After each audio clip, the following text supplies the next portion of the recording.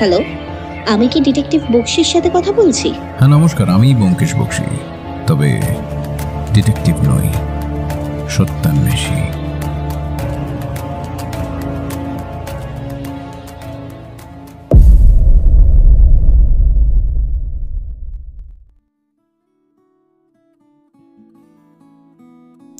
Welcome সবাইকে। সবাই কেমন আছেন? আশা করছি সবাই খুব ভালো আছেন।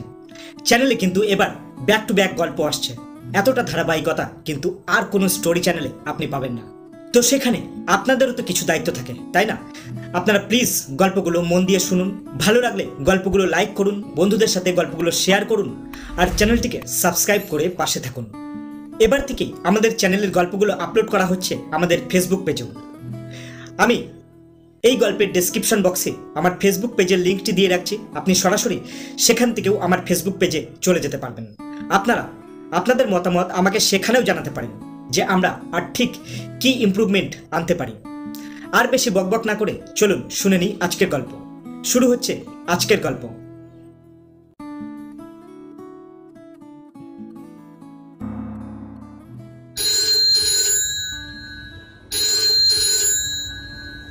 টেলিফোন তুলে নিয়ে ব্যোমকেশ বলল, হ্যালো। ইন্সপেক্টর রাখাল বাবুর গলা শোনা গেল। ব্যোমকেশ দা, আমি রাখাল, নেতাজি হাসপাতাল থেকে কথা বলছি। একবার আসবেন? কি ব্যাপার? খুনের চেষ্টা। একটা লোককে কেউ গুলি করে মারবার চেষ্টা করেছিল, কিন্তু মারতে পারেনি। আহত লোকটাকে হাসপাতালে আনা হয়েছে। সে এক বিচিত্র গল্প বলছে। তাই নাকি? আচ্ছা, আমি যাচ্ছি। কেয়াতলায় ব্যোমকেশের বাড়ি থেকে নেতাজি হাসপাতাল বেশি দূর নয়। আধ ঘন্টা পরে বিকেল আন্দাজ 5টার সময় ব্যোমকেশ সেখানে পৌঁছে দেখল এমার্জেন্সি ওয়ার্ডের সামনে দারোগা রাখাল সরকার দাঁড়িয়ে আছেন। এইখানে দাঁড়িয়ে দাঁড়িয়েই তিনি আরও কিছু তথ্য উদ্ঘাটন করলেন। আহত লোকটির নাম গঙ্গাপদ চৌধুরী, ভদ্রশ্রেণীর লোক। ফ্রেজার রোড থেকে একটা ছোট রাস্তা বেরিয়েছে, সেই রাস্তায় একটি বাড়ির দোতলার ঘরে অজ্ঞান হয়ে পড়েছিল।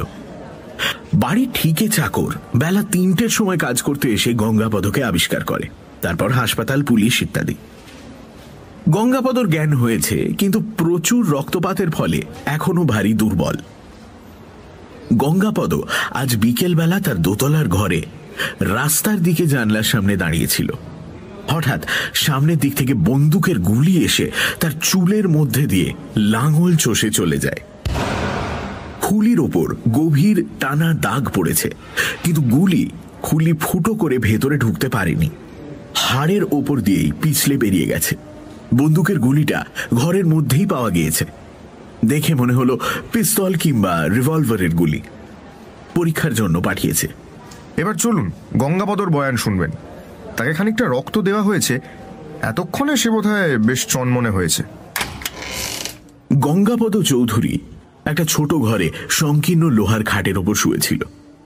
মাথার ওপর পাগড়ির মতো ব্যান্ডেজ, তার নিচে শীর্ণ লম্বাটে ধরনের একটা মুখ। মুখের রং বোধ করি রক্তপাতের ফলে ফ্যাকাশে হয়ে গেছে। বয়স আন্দাজ 35। ভাবভঙ্গিতে ভালো মানুষের ছাপ। ব্যোমকেশ ও রাখালবাবু খাটের দুপাশে চেয়ার টেনে বসলেন। গঙ্গাপদ একবার একবার ওর দিকে তাকালো, তারপর পাংশু অধরে একটুখানি ক্ষীণ হাসি ফুটে উঠল। লোকটি মৃত্যুর সিংহ দরজা থেকে ফিরে এসেছে, কিন্তু তার মুখে চোখে ত্রাসের কোনো চিহ্ন নেই। রাখালবাবু বললেন, এর নাম ব্যোমকেশ বক্সি, ইনি আপনার গল্প শুনতে এসেছেন। গঙ্গাপদর মুখে হাসি ফুটে উঠল। সে ধড়মড় করে উঠে বসবার চেষ্টা করলে ব্যোমকেশ তার বুকে হাত রেখে তাকে আবার শুইয়ে দিয়ে বলল, উঠবেন না, শুয়ে থাকুন। গঙ্গাপদ বুকের উপর দুহাত জোড় করে সংযত সুরে বলল, আপনি সত্যান্বেষী ব্যোমকেশ বাবু? কি সৌভাগ্য, আমার কলকাতায় আসা সার্থক হল। রাখালবাবু বললেন, দেখুন, আপনি যদি শরীরে যথেষ্ট বল পেয়ে থাকেন তাহলেই ব্যোমকেশবাবুকে আপনার গল্প শোনান, আর যদি এখনো দুর্বল মনে হয় তাহলে থাক, আমরা পরে আবার আসবো। না না, আমার আর কোনো দুর্বলতা নেই। খুব খানিকটা রক্ত নাড়ির মধ্যে ঠুসে দিয়েছে কিনা। তাহলে বলুন। খাটের পাশে টিপাইয়ের ওপর এক গ্লাস জল রাখা ছিল। গঙ্গাপদ বালিশের ওপর উঁচু হয়ে শুয়ে এক চুমুক জল খেল। তারপর হাসি হাসি মুখে গল্প বলতে আরম্ভ করল। আমার নাম কিন্তু গঙ্গাপদ চৌধুরী নয়। আমার নাম অশোক মাইতি। কলকাতায় এসে আমি কেমন করে গঙ্গাপদ চৌধুরী বনে গেলাম সে ভারী মজার কথা। বলি শুনুন। আমার বাড়ি হচ্ছে মিরাটে। সিপাহী যুদ্ধেরও আগে আমার পূর্বপুরুষ মিরাটে গিয়ে বাসা বেঁধেছিলেন। সেই থেকে আমরা মিরাটেরই বাসিন্দা। বাংলাদেশের সঙ্গে সম্পর্ক খুব বেশি নেই। আমি মিরাটে সামান্য চাকরি করি। বাড়িতে বিধবা মা আছেন আর একটি আইবুড়ো বোন। আমি বিয়ে করেছিলাম, কিন্তু বছর 5 আগে বিপত্নিক হয়েছি। আর বিয়ে করিনি। বোনটাকে পাত্রস্থ না করা পর্যন্ত। কিন্তু সে কথা থাক। অফিসে 1 মাস ছুটি পাওনা হয়েছিল, তো ভাবলাম কলকাতা বেরিয়ে আসি। কলকাতায় আমার আত্মীয় স্বজন বন্ধু বান্ধব কেউ নেই। আমি ছোটবেলায় একবার কলকাতায় এসেছিলাম, তারপর থেকে আর আসিনি। ভাবলাম স্বদেশ দেখাও হবে, আর সেই সঙ্গে বোনটার জন্য যদি একটা পাত্র পাই।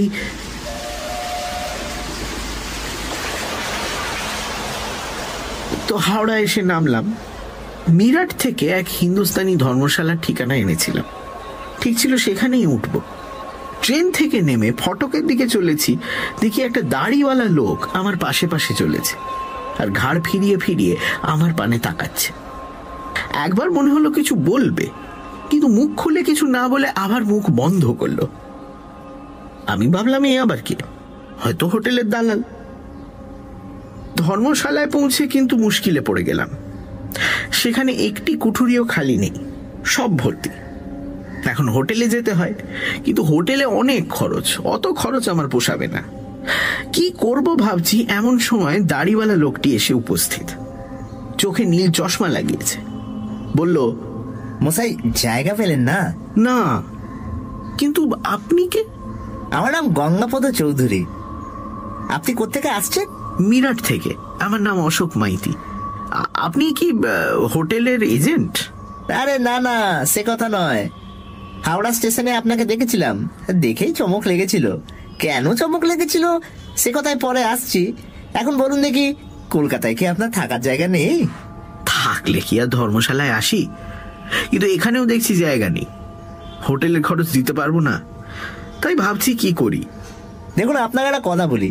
কলকাতায় আমি থাকি, দক্ষিণ কলকাতায় আমার বাসা। আমি মাসখানেকের জন্য বাইরে যাচ্ছি, বাসাটা খালি পড়ে থাকবে। তা আপনি যদি আমার বাসায় থাকেন, আপনারও সুবিধে আমারও সুবিধে। আমার ঠিকই চাকর আছে, সে আপনার দেখাশোনা করবে, কোনো কষ্ট হবে না।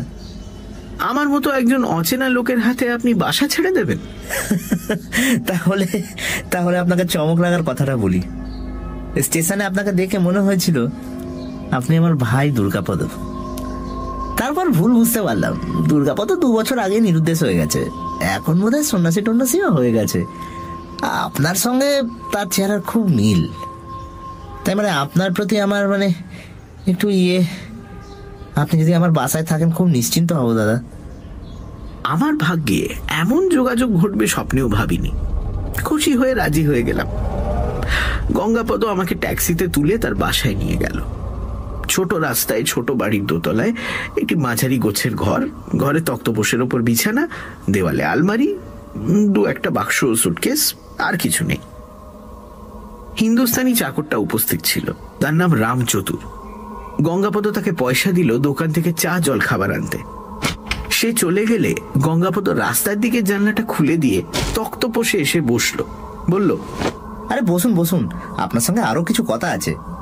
আমিও তক্তপোষে বসলাম। গঙ্গাপদ বলে চলল, শুনুন, আমার বাড়িওয়ালা থাকে কাশীপুরে। লোকটা ভালো নয়। সে যদি জানতে পারে আমি অন্য কাউকে ঘরে বসিয়ে 1 মাসের জন্য বাইরে গেছি, তাহলে আবার হাঙ্গামা বাঁধাতে পারে। তাই আপনাকে একটা কাজ করতে হবে। যদি কেউ আপনার নাম জিজ্ঞেস করে, আপনি বলবেন গঙ্গাপদ চৌধুরী। লোকে ভাববে আমি দাড়ি কামিয়ে ফেলেছি। শুনে আমার খুব মজা লাগলো। বললাম, বেশ তো, এ আর বেশি কথা কি।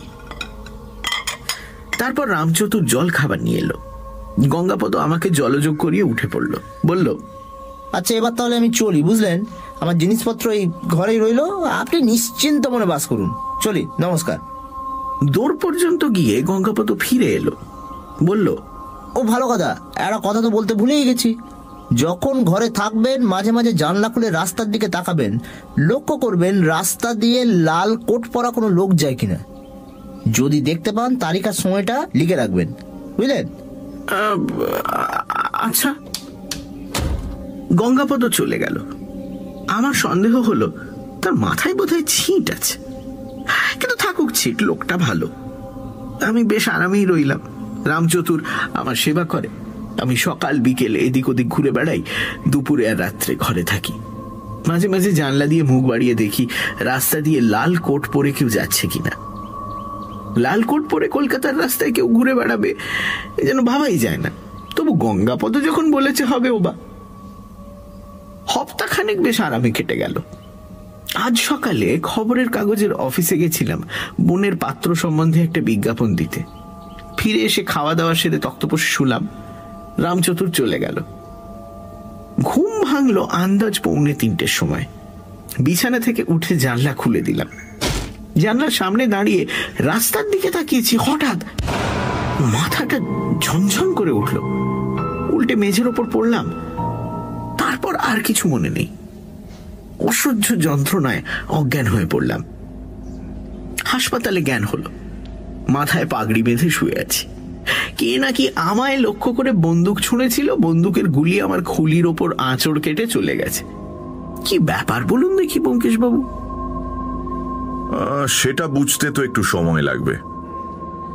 আপনি আপাতত বিশ্রাম করুন। ব্যোমকেশ উঠে দাঁড়ালো। পরদিন বেলা 10:30 নাগাদ রাখালবাবু ব্যোমকেশের বাড়িতে এলেন। ব্যোমকেশ তার অফিস ঘরে বসে অলসভাবে খবরের কাগজের বিজ্ঞাপন পড়ছিল। রাখালবাবুকে একটি সিগারেট দিয়ে বলল, নতুন খবর কিছু আছে নাকি? রাখালবাবু সিগারেট ধরিয়ে বললেন, রামচতুর পালিয়েছে। রামচতুর? ও, সেই চাকরটা?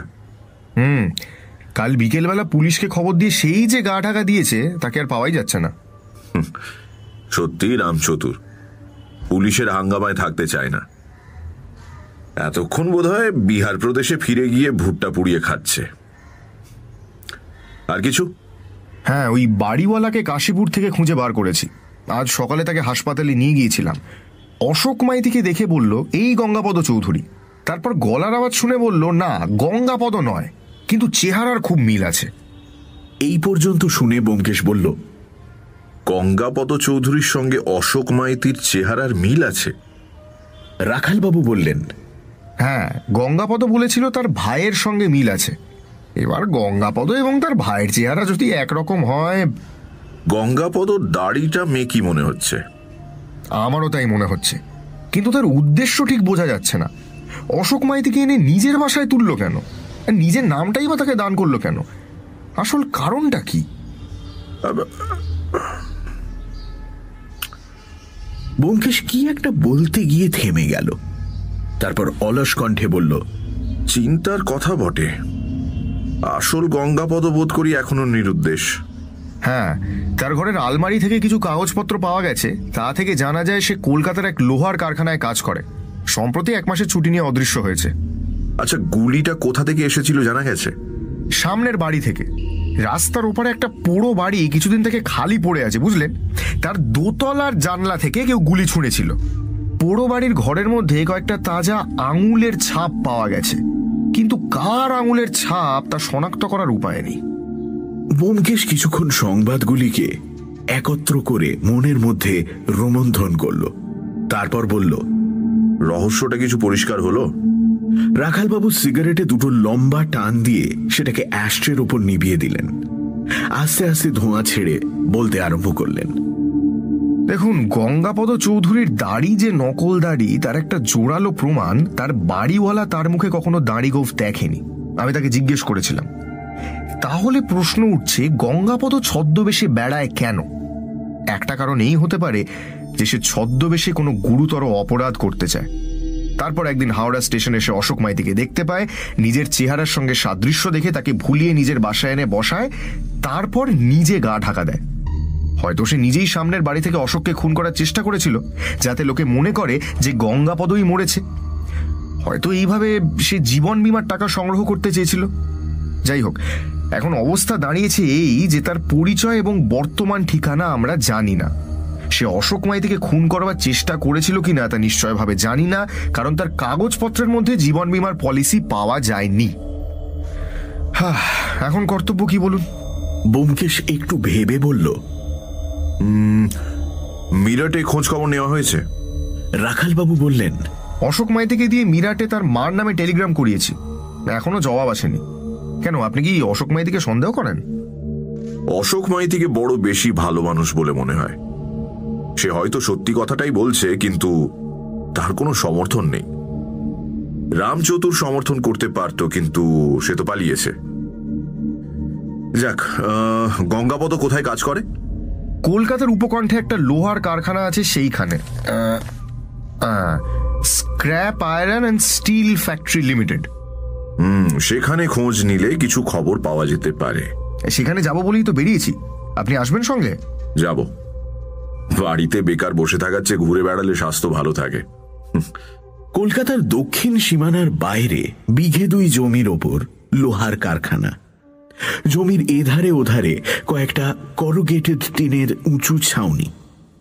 তাদের ফাঁকে ফাঁকে এখানে ওখানে স্তূপীকৃত জং ধরা ঝুনো পুরনো লোহা। চারিদিকে কর্মীদের তৎপরতা দেখে মনে হয় কারখানার কাজ চালু আছে। ফটকের পাশে একটা ছোট পাকা বাড়ি, এটা কোম্পানির অফিস।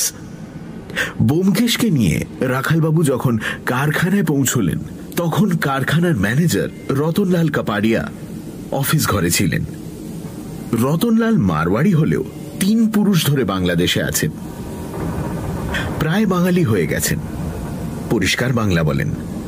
দুজনকে সামনে বসিয়ে পান সিগারেট দিয়ে বললেন, হুকুম করুন। রাখালবাবু একবার ব্যোমকেশের পানে তাকিয়ে প্রশ্ন আরম্ভ করলেন। ব্যোমকেশ চুপ করে বসে শুনতে লাগলো। গঙ্গাপদ চৌধুরী এখানে কাজ করে? কিন্তু এখন ছুটিতে আছে। সে কি কাজ করে? Electric ফার্নেসের melter. সে কাকে বলে? আজকাল ইলেকট্রিক আগুনে লোহা গলানো হয়। যে লোক এই কাজ জানে তাকে মেল্টার বলে। গঙ্গাপদ আমার সর্দার মেল্টার। সে ছুটিতে গেছে বলে আমার একটু অসুবিধে হয়েছে। তার অ্যাসিস্ট্যান্ট 2টো আছে বটে, কোনো মতে কাজ চালিয়ে নিচ্ছে। আমাদের দেশে ভালো মেল্টার বেশি নেই, 2-4 জন আছে। গঙ্গাপদ তাদের একজন। তাই নাকি? সে ছুটি নিল কেন? তার 1 মাস ছুটি পাওনা হয়েছিল। মনে হচ্ছে যেন বলছিল ভারত ভ্রমণে যাবে। আজকাল সব স্পেশাল ট্রেন হয়েছে, সারা দেশ ঘুরিয়ে দেখায়। ওর আত্মীয় স্বজন কেউ আছে? বোধ হয় না, একলাই থাকতো। স্বভাব চরিত্র কেমন? খুব কাজের লোক, বুদ্ধিশুদ্ধি আছে, হুঁশিয়ার। রাখালবাবু ব্যোমকেশের পানে তাকালেন। ব্যোমকেশ যেন ঝিমিয়ে পড়েছিল। একটু সজাগ হয়ে বলল, গঙ্গাপদর কোনো শত্রু আছে কিনা আপনি জানেন? রতনলাল ভুরু তুললেন। শত্রু? কই না, গঙ্গাপদর শত্রু আছে এমন কথা তো শুনিনি। ও, একজনের সঙ্গে গঙ্গাপদ শত্রুতা হয়েছিল, সে এখন জেলে। তিনি কে? তার নাম নরেশ মণ্ডল। 3 বছর আমার সর্দার মেল্টার ছিল। গঙ্গাপদ ছিল তার অ্যাসিস্ট্যান্ট। দুজনের মধ্যে খেটিমিটি লেগেই থাকত। নরেশ ছিল রাগী আর গঙ্গাপদ মিটমিটে বচ্চাত। কিন্তু দুজনেই সমান কাজের লোক। আমি মজা দেখতাম। তারপর হঠাৎ একদিন নরেশ একজনকে খুন করে বসে। গঙ্গাপদ তার বিরুদ্ধে সাক্ষী দিল। নরেশে জেল হয়ে গেল। খুনের জন্য জেল? কতদিনের মেয়াদ জানেন কিছু? তা ঠিক জানি না, 4-5 বছর হবে। তো নরেশ জেলে যাওয়ার পর গঙ্গাপদ সর্দার মেল্টার হয়ে গেল। ব্যোমকেশ হাসি মুখে উঠে দাঁড়ালো। আপনাকে অনেক বিরক্ত করেছি, এবার উঠি। একটা কথা, গঙ্গাপদকে আপনি শেষবার দেখেছেন কবে? তা দিন 12-14 আগে। তখন তার মুখে দাড়ি ছিল? দাড়ি? গঙ্গাপদর কোনো দিন দাড়ি ছিল না। ধন্যবাদ। রাস্তায় বেরিয়ে রাখালবাবু প্রশ্ন করলেন, অতঃপর ব্যোমকেশ বলল, অতঃপর অন্ধকারে হাতড়ে বেড়ানো ছাড়া আর তো কোনো রাস্তা দেখছি না। এক কাজ করা যেতে পারে, 4-5 বছর আগে নরেশ মণ্ডল খুন করে জেলে গিয়েছিল, তার বিচারের দলিলপত্র আদালতের দপ্তর থেকে তুই নিশ্চয়ই জোগাড় করতে পারবে। অন্তত হাকিমের রায়টা তো জোগাড় করো, সেটা পড়ে দেখলে হয়তো কিছু হদিশ পাওয়া যেতে পারে। রাখালবাবু বললেন, বেশ, রায় জোগাড় করব। নেই কাজ তো খই ভাজ। কাল সকালে আপনি খবর পাবেন। ব্যোমকেশরা প্রায় মাস 6 হলো কেয়াতলার নতুন বাড়িতে এসেছে। বাড়িটি ছোট কিন্তু দোতলা, নিচে 3টি ঘর, ওপরে 2টি। সত্যবতী এই বাড়িটি নিয়ে সারাক্ষণ যেন পুতুল খেলা করছে। আনন্দের শেষ নেই। এটা সাজাচ্ছে, ওটা গোছাচ্ছে, নিজের হাতে ঝাঁট দিয়ে ঝাড়পোঁছ করছে। ব্যোমকেশ কিন্তু নির্বিকার। শালগ্রামের শোয়া বসা বোঝা যায় না। পরদিন বিকেলবেলায় ব্যোমকেশ তার বসবার ঘরের জানলায় দাঁড়িয়ে রাস্তার দিকে তাকিয়েছিল, দেখছিল লাল কোট পরা কোনো লোক চোখে পড়ে কিনা। কয়েকটি লাল শাড়ি পরা মহিলা গেলেন, 2-1টি লাল ফ্রক পরা খোকা খুকিও দেখা গেল, কিন্তু লাল কোট পরা বয়স্ক পুরুষ একটিও দৃষ্টিগোচর হল না। অনুমান হয় আজকাল লাল কোট পরে কোনো পুরুষ কলকাতার রাস্তায় বেরোয় না। এই সময় টেলিফোন বাজল। রাখালবাবু বললেন, ব্যোমকেশ দা, মামলার রায় পেয়েছি। পড়ে দেখলাম আমাদের কাজে লাগতে পারে এমন কিছুই নেই, তবু পিয়নের হাতে পাঠিয়ে দিচ্ছি, আপনি পড়ে দেখুন। আধ ঘন্টা পরে থানা থেকে কনস্টেবল এসে রায় দিয়ে গেল। আলিপুর আদালতের জাজ সাহেবের রায়, কড়া সরকারি কাগজে, বাজাপ্তা নকল। 15-16 পৃষ্ঠা। ব্যোমকেশ সিগারেট ধরিয়ে পড়তে বসল। রায়ের আরম্ভে জজ সাহেব ঘটনার বয়ান করেছেন, তারপর সাক্ষী সাবুদের আলোচনা করে দণ্ডাজ্ঞা দিয়েছেন। রায়ের সারাংশ এই: আসামি নরেশ মণ্ডল, বয়স 39, scrap iron and steel factory limited নামক লোহার কারখানায় কাজ করে। অপরাধ, রাস্তায় একজন ভিক্ষুককে খুন করিয়াছে। পিনাল কোডের 304 এবং 323 ধারা অনুযায়ী দায়রা সোরপদ হইয়াছে। প্রধান সাক্ষী গঙ্গাপদ চৌধুরী এবং অন্যান্য সাক্ষীর এজাহার হইতে জানা যায় যে আসামি অত্যন্ত বদরাগী ও কলহপ্রিয়। ঘটনার দিন বিকেল আন্দাজ 5টার সময় আসামি নরেশ মণ্ডল ও সাক্ষী গঙ্গাপদ চৌধুরী একসঙ্গে কর্মস্থল হইতে বাসায় ফিরিতেছিল। দুজনে পূর্বোক্ত লোহার কারখানায় কাজ করে। গঙ্গাপদ চৌধুরী নরেশ মণ্ডলের সহকারী। পথ চলিতে চলিতে বাজারের ভিতর দিয়া যাইবার সময় নরেশ সামান্য কারণে গঙ্গাপদর সঙ্গে ঝগড়া জড়িয়া দিল।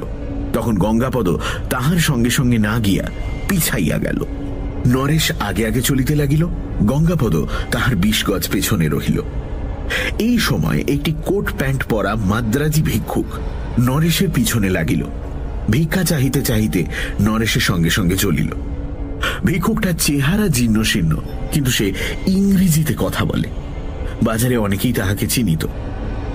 গঙ্গাপদ তাহার পিছনে যাইতে যাইতে দেখিল নরেশ ক্রুদ্ধভাবে হাত নাড়িয়া তাহাকে তাড়াইবার চেষ্টা করিতেছে, কিন্তু ভিক্ষুক তাহার সঙ্গ ছাড়িতেছে না।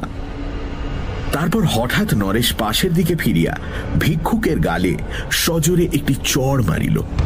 ভিক্ষুক রাস্তার ওপর পড়িয়া গেল। নরেশ আর সেখানে দাঁড়াইল না, গটগট করিয়া চলিয়া গেল। গঙ্গাপদ 20 গজ পিছন হইতে সব দেখিয়াছিল। সে তাড়াতাড়ি আসিয়া দেখিল ভিক্ষুক অনর পড়িয়া আছে। তারপর তাহার নাড়ি টিপিয়া দেখিল সে মরিয়া গিয়াছে। ডাক্তারের রিপোর্ট থেকে জানা যায় তাহার প্রাণ শক্তি বেশি ছিল না, অল্প আঘাতেই মৃত্যু হইয়াছে। ইতিমধ্যে আরো অনেক লোক আসিয়া জুটিয়াছিল। তাহাদের মধ্যে কেহ কেহ নরেশকে চড় মারিতে দেখিয়াছিল। তাহারা পুলিশে খবর দিল। পুলিশ নরেশের বাসায় গিয়া তাহাকে গ্রেপ্তার করিল। পুলিশের পক্ষে এই মামলায় যাহারা সাক্ষী দিয়াছে তাহারা সকলেই নিরপেক্ষ, কেবল গঙ্গাপদ ছাড়া। আসামি অপরাধ অস্বীকার করিয়াছে। তাহার বক্তব্য, গঙ্গাপদ তাহার শত্রু, তাহাকে সরাইয়া কর্মক্ষেত্রে তাহার স্থান অধিকার করিতে চায়, তাই সে মিথ্যে মামলা সাজাইয়া তাহাকে ফাঁসাইয়াছে। এ কথা সত্য যে সাক্ষী গঙ্গাপদ নিঃস্বার্থ ব্যক্তি নয়, কিন্তু অন্য সাক্ষীদের সঙ্গে তাহার এজাহার মিলাইয়া দেখিলে স্পষ্টই প্রতীয়মান হয় যে গঙ্গাপদের সাক্ষ্য মিথ্যা নহে। এই অবস্থায় আসামিকে দোষী সাব্যস্ত করিয়া অনিচ্ছাকৃত হত্যার জন্য ৩০৪ ধারা অনুসারে ৩ বৎসর সশ্রম কারাদণ্ড ধার্য হইল। ব্যোমকেশের রায় পড়া যখন শেষ হল তখন সন্ধে নেমেছে, ঘর অন্ধকার হয়ে গেছে। ব্যোমকেশ অনেকক্ষণ অন্ধকারে চুপ করে বসে রইল। তারপর আলো জেলে টেলিফোন তুলে নিল। রাখাল, রায় পড়লাম। কিছু পেলেন? একটা রাগী মানুষের চরিত্র পেলাম। যা, তাহলে রায় পড়ে কোনো লাভ হলো না? বলা যায় না। যেখানে দেখিবে ছাই, উড়াইয়া দেখো তাই, পাইলে পাইতে পারো লুকানো রতন। তা বটে। ও হ্যাঁ, ভালো কথা, পোড়ো বাড়িতে যে আঙুলের ছাপ পাওয়া গিয়েছিল তার ফটো নেওয়া হয়েছে? হয়েছে। গঙ্গাপদ চৌধুরীর পাত্তা পাওয়া যায়নি, তাই তো? না, এই ভারত ভ্রমণের যত স্পেশাল ট্রেন আছে তাদের অফিসে খোঁজ নিয়েছিলাম, কিন্তু গঙ্গাপদ চৌধুরী নামে কোনো যাত্রীর নাম নেই। হয়তো ছদ্মনামে গিয়েছে, কিংবা যায়নি, কলকাতাতেই কোথাও লুকিয়ে বসে আছে। তাও হতে পারে। আর কোনো নতুন খবর আছে? এইমাত্র মিরাট থেকে তার এসেছে। অশোক মাইতি খাঁটি মিরাটের লোক, ওখানে কোনো জালজট চুরি নেই। ভালো। আর কিছু নতুন খবর? আর কিছু নেই। এখন কর্তব্য কি বলুন? কর্তব্য কিচ্ছু ভেবে পাচ্ছি না। একটা কথা, নরেশের জেলের মেয়াদ এতদিনে ফুরিয়ে আসার কথা, সে জেল থেকে বেরিয়েছে কিনা এই খবরটা নিতে পারো? পারি, কাল সকালে খবর পাবেন। বেশ। পরদিন বেলা ৯টার সময় রাখালবাবু ব্যোমকেশের কাছে এলেন, মুখ গম্ভীর। বললেন, ব্যাপার গুরুতর ব্যোমকেশদা। ১.৫ মাস আগে নরেশ মণ্ডল জেল থেকে ছাড়া পেয়েছে। জেলে ভালো সেজেছিল, তাই কিছুদিনের রেয়াত পেয়েছে। ব্যোমকেশ বলল, জেল থেকে বেরিয়ে সে কোথায় গেছে সন্ধান পেয়েছো? তার পুরনো বাসায় যায়নি, কারখানাতেও যায়নি। কাল রতনলাল কাপাড়িয়ার মুখে তা জানতে পেরেছি। সুতরাং সে ডুব মেরেছে। ব্যোমকেশ একটু চুপ করে থেকে বলল, ব্যাপারটা এখন পরিষ্কার হচ্ছে। নরেশের মনে যদি পাপ না থাকবে তাহলে সে ডুব মারবে কেন? সে রতনলালের কাছে গিয়ে চাকরিটা আবার ফিরে পাওয়ার চেষ্টা করত। আমারও তাই মনে হয়। গল্পটা এখন কালানুক্রমে সাজানো যেতে পারে। নরেশ মণ্ডল রাগী এবং ঝগড়াটে, গঙ্গাপদ মিটমিটে শয়তান। দুজনে এক কারখানায় কাজ করত, দুজনের মধ্যে খিটিমিটি লেগেই থাকত। গঙ্গাপদর মতলব নরেশকে সরিয়ে নিজে তার জায়গায় বসবে, কিন্তু নরেশকে সরানো সহজ নয়, সে কাজের লোক। হঠাৎ গঙ্গাপদ সুযোগ পেয়ে গেল। নরেশ রাস্তায় একটা ভিখিরিকে চড় মেরে শেষ করে দিল। আর যায় কোথায়? গঙ্গাপদ নরেশকে ফাঁসি কাঠে ঝোলাবার জন্য উঠে পড়ে লাগলো। নরেশের কিন্তু ফাঁসি হলো না। সে দোষী সাব্যস্ত হলেও তার ৩ বছর কারাদণ্ড হলো মাত্র। গঙ্গাপদর পক্ষে একটা মন্দের ভালো, সে কারখানায় সর্দার মেল্টার হয়ে বসলো। নরেশ গেল জেলে। নরেশ লোকটা শুধু বদমেজাজি নয়, সে মনের মধ্যে রাগ পুষে রাখে। জেলে যাবার সময় সে বোধহয় প্রতিজ্ঞা করেছিল গঙ্গাপদকে খুন করে প্রতিহিংসা সাধন করবে। ৩ বছর ধরে সে এই প্রতিহিংসার আগুনে ঘৃতাহুতি দিয়েছে। গঙ্গাপদ জানত নরেশের ৩ বছরের জেল হয়েছে, সে তককে তককে ছিল। তাই নরেশ যখন মেয়াদ ফুরোবার আগেই জেল থেকে বেরুলো, গঙ্গাপদ জানতে পারল সে কথা। তার প্রাণে ভয় ঢুকল।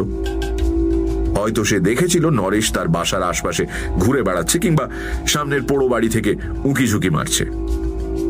গঙ্গাপদ তখন ঠিক করলো কিছুদিনের জন্য বাসা থেকে উধাও হবে।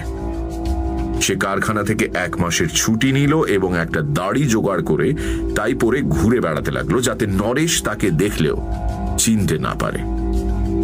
গঙ্গাপদ বোধহয় সত্যি ভারত ভ্রমণে যাওয়ার মতলব করেছিল। তারপর হঠাৎ একদিন হাওড়া স্টেশনে অশোক মাইতির সঙ্গে দেখা হয়ে গেল। সে দেখল অশোক মাইতির চেহারা অনেকটা তার নিজের মতো। ওদিকে গঙ্গাপদ লোকটা মহাধূর্ত। তার মাথায় বুদ্ধি খেলে গেল, অশোক মাইতিকে যদি কোনো মতে নিজের বাসায় এনে তুলতে পারে তাহলে নরেশ ভুল করে তাকেই খুন করবে এবং ভাববে সে গঙ্গাপদকে খুন করেছে। গঙ্গাপদ নিরাপদ হবে, তাকে আর প্রাণের ভয়ে পালিয়ে বেড়াতে হবে না। চাকরিটা অবশ্য যাবে, কিন্তু প্রাণ আগে না চাকরি? গঙ্গাপদ নিশ্চয়ই বুঝেছিল যে নরেশ তাকে সামনের জানলা থেকে গুলি করে মারবে। এবার নরেশের দিকটা ভেবে দেখা যাক। নরেশ জেল থেকে বেরিয়ে একটা পিস্তল জোগাড় করেছিল। পুরনো বাসায় ফিরে যাওয়ার কোনো মানে হয় না, সে অন্য কোথাও আড্ডা গেড়েছিল এবং গঙ্গাপদর বাসার সামনে পোড়ো বাড়িটায় যাতায়াত করেছিল। তার বোধহয় মতলব ছিল গঙ্গাপদ কখনো তার জানলা খুলে দাঁড়ালে সে রাস্তার ওপার থেকে তাকে গুলি করে মারবে, তারপর কলকাতা ছেড়ে অন্য কোথাও চলে যাবে। গঙ্গাপদ খুন হবার পর কলকাতা শহর আর তার পক্ষে নিরাপদ নয়, পুলিশ তাকে সন্দেহ করতে পারে। যাই হোক, গঙ্গাপদ অশোক মাইতিকে নিজের বাসায় বসিয়ে লোপাট হলো। অশোক মাইতিকে উপদেশ দিয়ে গেল সে যেন মাঝে মাঝে জানলা খুলে লক্ষ্য করে রাস্তা দিয়ে লাল কোট পরা কেউ যায় কিনা। এই লাল কোট পরা মানুষটা কিন্তু নিছকই কল্পনা। আসল উদ্দেশ্য অশোক মাইতি জানলা খুলে দাঁড়াবে এবং নরেশ সামনের জানলা থেকে তাকে গুলি করবে। সবই ঠিক হয়েছিল, কিন্তু একটা চুক হয়ে গেল। অশোক মাইতি আহত হলো, মরল না। সে পুলিশকে সব ঘটনা বলল। এখন গঙ্গাপদ আর নরেশ দুজনের অবস্থাই সমান, ওরা কেউ আর আত্মপ্রকাশ করতে পারে না। খবরের কাগজে সংবাদ ছাপা হয়েছে দুজনকেই পুলিশ খুঁজে বেড়াচ্ছে। নরেশ অবশ্য আইনত অপরাধী, সে খুন করবার চেষ্টা করেছিল, কিন্তু গঙ্গাপদ লোকটা মহাপাষণ্ড। জেনে শুনে সে একজন নিরীহ লোককে অনিবার্য মৃত্যুর মুখে ঠেলে দিয়েছিল। কিন্তু সে যদি ধরাও পড়ে তাকে শাস্তি দেওয়া যাবে কিনা সন্দেহ। ব্যোমকেশ চুপ করল। রাখালবাবু নীরবে কিছুক্ষণ টেবিলের ওপর আঙুল দিয়ে আঁক জোঁক কেটে বললেন, তা যেন হলো, কিন্তু যাকে আইনত শাস্তি দেওয়া যাবে তাকে ধরবার উপায় কি বলুন তো? আবার খানিকক্ষণ চুপ করে থেকে ব্যোমকেশ বলল, একমাত্র উপায় বিজ্ঞাপন। বিজ্ঞাপন? হ্যাঁ, বিজ্ঞাপন। পুকুরে ছিপ ফেলে বসে থাকা, মাছ যদি টোপ গেলে তবেই তাকে ধরা যাবে। 3 দিন পরে কলকাতার 2টি প্রধান সংবাদপত্রে বিজ্ঞাপন বেরোল। বম্বে স্টিল ফাউন্ড্রি লিমিটেড, আমাদের বম্বের কারখানার জন্য অভিজ্ঞ ইলেকট্রিক মেল্টার চাই, বেতন 700, প্রশংসাপত্র সহ দেখা করুন। গড়িয়াহাট বাজারের কাছে রাস্তার উপর একটি ঘর, তার মাথার উপর সাইনবোর্ড ঝুলছে Bombay steel foundry limited branch office. ঘরের মধ্যে একটি টেবিলের সামনে রাখালবাবু বসে আছেন। তার পরনে সাদা কাপড় চোপড়।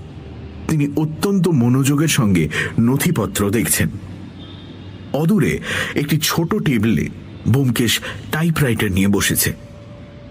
ঘরের দরজার কাছে তকমা আটা একজন বেয়ারা। আর যারা আছে তারা প্রচ্ছন্নভাবে এদিক ওদিক আছে, তাতে দেখা যায় না। প্রথম দিন ব্যোমকেশ ও রাখালবাবু বেলা 10টা থেকে 5টা পর্যন্ত অফিস ঘরে বসে রইলেন। কোনো চাকরি প্রার্থী দেখা করতে এলো না। 5টার সময় ঘরের দোরে তালা লাগাতে লাগাতে রাখালবাবু বললেন, বিজ্ঞাপন চালিয়ে যেতে হবে। পরদিন একটা লোক দেখা করতে এলো, রোগা পটকা লোক। এক চড়ে মানুষ মেরে ফেলবে এমন চেহারা নয়। তার প্রশংসাপত্র দেখে জানা গেল তার নাম প্রফুল্ল দে। সে একজন ইলেকট্রিকের মিস্ত্রি। ইলেকট্রিক মেল্টারের কাজ সে কখনো করেনি বটে, কিন্তু সুযোগ পেলে চেষ্টা করতে রাজি আছে। রাখালবাবু তার নাম ধাম লিখে নিয়ে মিষ্টি কথায় বিদায় দিলেন। তৃতীয় দিন, তৃতীয় প্রহরে একটি লোক দেখা করতে এলো। তাকে দেখেই রাখালবাবুর শিরদাঁড়া শক্ত হয়ে উঠল। মজবুত হাড় চওড়া শরীর, গায়ের রং কালো, চোখের কোণে একটু রক্তিমাভা, গায়ে খাঁকি কোট, মাথার চুল ক্রু কাট করে ছাঁটা। সে সতর্কভাবে এদিক ওদিক চাইতে চাইতে ঘরে ঢুকল। রাখালবাবু টেবিলের সামনে দাঁড়িয়ে ধরা ধরা গলায় বলল, আপনার বিজ্ঞাপন দেখে এসছি। বসুন। লোকটি সন্তর্পণে সামনে চেয়ারে বসল। একবার ব্যোমকেশের দিকে তীক্ষ্ণ সতর্ক চোখ ফেরালো। রাখালবাবু সহজ সুরে বললেন, ইলেকট্রিক মেল্টারের কাজের জন্য এসেছেন? হ্যাঁ। সার্টিফিকেট এনেছেন? লোকটি খানিক চুপ করে থেকে বলল, সার্টিফিকেট? আমার সার্টিফিকেট সব হারিয়ে গেছে। 3 বছর অসুখে ভুগেছি। হ্যাঁ, কাজ ছেড়ে দিতে হয়েছিল, তারপর সার্টিফিকেট হারিয়ে ফেলেছি। আগে কোথায় কাজ করতেন? নাগপুরে। সেখানে একটা ওই আয়রন ফাউন্ড্রি আছে, সেখানেই কাজ করতাম। দেখুন, এই মেল্টারের কাজ আমি সত্যি জানি। হ্যাঁ, সে আপনার বিশ্বাস না হয় আমি নিজের খরচে বম্বে গিয়ে তা প্রমাণ করে দিতে পারি। রাখালবাবু লোকটিকে ভালো করে দেখলেন, তারপর বললেন, সে কথা মন্দ নয়, কিন্তু আমাদের এটা ব্রাঞ্চ অফিস, সবেমাত্র খোলা হয়েছে। আমি তো নিজের দায়িত্বে কিছু করতে পারি না। তবে একটা কাজ করা যেতে পারে। আমি আজ বম্বেতে হেড অফিসে তার করব, কাল বিকেল নাগাদ উত্তর পাবো। আপনি কাল এই সময় যদি আসেন। সে আসবো, নিশ্চয়ই আসবো। লোকটি উঠে দাঁড়ালো। রাখালবাবু ব্যোমকেশের দিকে তাকিয়ে বললেন, বক্সি, ভদ্রলোকের নাম আর ঠিকানাটা লিখে নাও তো। ব্যোমকেশ বলল, আগে নাম আর ঠিকানা দিতে হবে শুনে লোকটি একটু থতমত খেয়ে গেল। তারপর বলল, নাম ঠিকানা? আমার নাম নৃসিংহ মল্লিক, ঠিকানা 17 নম্বর কুঞ্জ মিস্ত্রি লেন। ব্যোমকেশ নাম আর ঠিকানা লিখে নিল। ইতিমধ্যে রাখালবাবু টেবিলের তলায় রাখা একটি গুপ্ত বোতাম টিপেছিলেন। বাইরে তার সাঙ্গপাঙ্গদের কাছে খবর গিয়েছিল যে ঘর থেকে যে ব্যক্তি বেরোবে তাকে অনুসরণ করতে হবে। রাখালবাবু নিঃসংশয়ে বুঝেছিলেন যে এই ব্যক্তি নরেশ মণ্ডল, কিন্তু তাকে গ্রেপ্তার করার আগে তার বাসার ঠিকানা পাকাভাবে জানা দরকার। সেখানে বন্দুক পাওয়া যেতে পারে, কিন্তু কিছুই প্রয়োজন হলো না। নরেশ দৌড়ের দিকে পা বাড়িয়েছে এমন সময় আর একটি লোক ঘরে প্রবেশ করল। নবাগতকে চিনতে তিল মাত্র বিলম্ব হয় না, একেবারে অশোক মাইতির যমজ ভাই, সুতরাং গঙ্গাপদ চৌধুরী। আর তার মুখে দাড়ি নেই। গঙ্গাপদ নরেশকে দেখার আগেই নরেশ গঙ্গাপদকে দেখেছিল। বাঘের মতো চাপা গর্জন তার গলা থেকে বেরিয়ে এলো। তারপর সে গঙ্গাপদর ঘাড়ের ওপর লাফিয়ে পড়ল, দু হাতে তার গলা টিপে ধরে ঝাঁকুনি দিতে দিতে বলল, পেয়েছি তোকে সালা, শুয়োর কা বাচ্চা! যাবি কোথায়, যাবি কোথায়? রাখালবাবু দ্রুত পকেট থেকে বাঁশি বার করে বাজালেন। আদালি এবং আর যেসব পুলিশের লোক আনাচে কানাচে ছিল তারা ছুটে এলো। গলা টিপুনি খেয়ে গঙ্গাপদ তখন জিভ বেরিয়ে গেছে। সকলে মিলে টানাটানি করে নরেশ আর গঙ্গাপদকে আলাদা করলো। রাখালবাবু নরেশের হাতে হাত কড়া পরালেন, বললেন, নরেশ মণ্ডল, গঙ্গাপদ চৌধুরীকে খুনের চেষ্টার অপরাধে তোমাকে গ্রেপ্তার করা হলো। নরেশ মণ্ডল রাখালবাবুর কথা শুনতেই পেল না। গঙ্গাপদর পানে আরক্ত চক্ষু মেলে গজরাতে লাগলো। তোর বুক চিরে আমি রক্ত পান করবো। ব্যোমকেশ এতক্ষণ বসেছিল, চেয়ার ছেড়ে ওঠেনি। সে এখন টেবিলের উপর পা তুলে দিয়ে সিগারেট ধরালো। রাখালবাবু তার একজন সহকর্মীকে বললেন, ধীরেন, এই নাও নরেশ মণ্ডলের ঠিকানা। ওর ঘর খানা তল্লাশ করো, সম্ভবত একটা রিভলভার কিংবা পিস্তল পাবে। আমরা এদের দুজনকে লকআপে নিয়ে যাচ্ছি। গঙ্গাপদ মেঝে বসে গলায় হাত বোলাচ্ছিল। চমকে উঠে বলল, হ্যাঁ, আমায় লকআপে রাখবেন কেন মশাই? আমি কি অপরাধ করেছি? রাখালবাবু বললেন, তুমি অশোক মাইতিকে খুন করবার চেষ্টা করেছিলে। তোমার অপরাধ পিনাল কোডের কোন দফায় পড়ে পাবলিক প্রসিকিউটর তা স্থির করবেন। নাও, ওঠো এখন, ওঠো। সন্ধ্যের পর ব্যোমকেশের বসবার ঘরে চায়ের পেয়ালায় চুমুক দিয়ে রাখালবাবু বললেন, আচ্ছা ব্যোমকেশ দা, নরেশ মণ্ডল আর গঙ্গাপদ চৌধুরী দুজনেই চাকরির খোঁজে আসবে আপনি আশা করেছিলেন? ব্যোমকেশ বলল, আশা করিনি, তবে সম্ভাবনাটা মনের মধ্যে ছিল। কিন্তু ওরা যে একই সময়ে এসে গজকচ্ছপের যুদ্ধ শুরু করে দেবে তা কল্পনা করিনি। ভালোই হলো, একই ছিপে জোড়া মাছ উঠল। নরেশ মণ্ডলের ঘরখানা তল্লাশ করে কি পেলে? পিস্তল পাওয়া গেছে, ওর বিরুদ্ধে মামলা পাকা হয়ে গেছে। এখন দেখা যাক গঙ্গাপদকে পাকড়ানো যায় কিনা। তাকে হাজতে রেখেছি, আর কিছু না হোক কয়েকদিন হাজতবাস করে পাপের প্রায়শ্চিত্ত করুক। আর অশোক মাইতির খবর কি? সে এখনো হাসপাতাল থেকে বেরোয়নি। বেরোলেও তাকে এখন কলকাতায় থাকতে হবে। সেই তো আমাদের প্রধান সাক্ষী। ব্যোমকেশ হঠাৎ হেসে উঠে বলল, কথায় বলে, রাজায় রাজায় যুদ্ধ হয়, উলু খাগড়ার প্রাণ যায়। অশোক মাইতি খুব বেঁচে গেছে। ও না বাঁচলে এমন রহস্যটা রহস্যই থেকে যেত।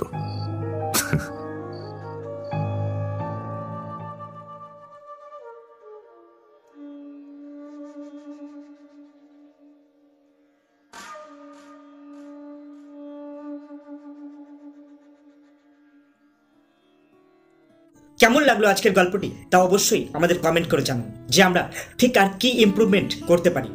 আর অবশ্যই পরের গল্পটি শোনার জন্য আমাদের চ্যানেলটিকে সাবস্ক্রাইব করে রাখুন, যেটি আপনার জন্য তো ফ্রি অফ কস্ট, কিন্তু আমার জন্য অনেকটাই ভ্যালু অ্যাড করে। এছাড়া সঙ্গে রাখুন, শুনতে থাকুন আমাদের চ্যানেলটিকে। শুভরাত্রি সবাইকে।